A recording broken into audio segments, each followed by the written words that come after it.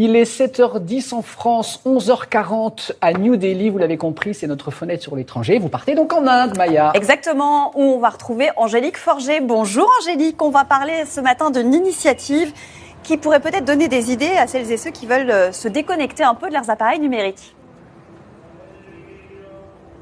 Bonjour Maya, et oui, c'est peut-être l'une de vos bonnes résolutions pour 2023, passer moins de temps sur votre téléphone, votre ordinateur ou votre télé, sauf si c'est pour regarder Télématin bien Évidemment. sûr.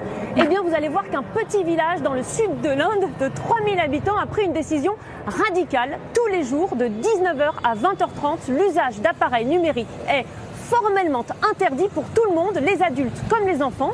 L'objectif de cette mesure, c'est de forcer les gens à s'accorder du temps pour eux, loin des écrans, et les contrevenants s'exposent à une amende. C'est très sérieux.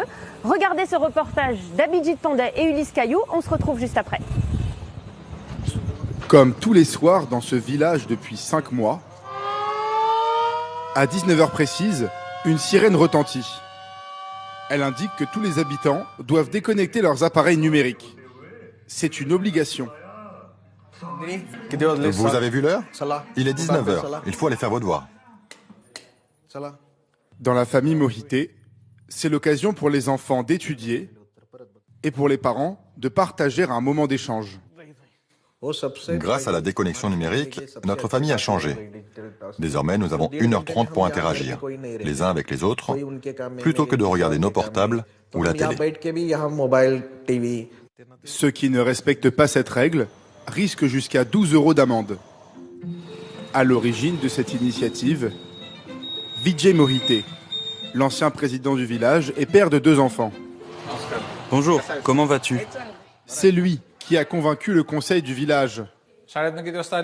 Je l'ai dit aux gens du village, si nous renonçons aux écrans, ce sera bénéfique pour nos enfants et pour notre santé. Et cela a eu un impact dans les foyers. Maintenant, les enfants ont pris de bonnes habitudes. Ils commencent à étudier à 19h, que la sirène retentisse ou non. Dans les salles de classe, les résultats se sont vite fait sentir. Regardez, c'est l'écriture du même élève avant et après. Vous pouvez voir la différence. Avant, ils ne travaillaient pas et trouvaient toujours de fausses excuses. Mais maintenant, ils étudient et font leurs devoirs. Nos notes sont meilleures, on s'est amélioré et on étudie beaucoup. La formule ici est un tel succès que d'autres villages aux alentours tentent également de l'imposer. Et on ferait bien de s'en inspirer ici aussi sur ce plateau.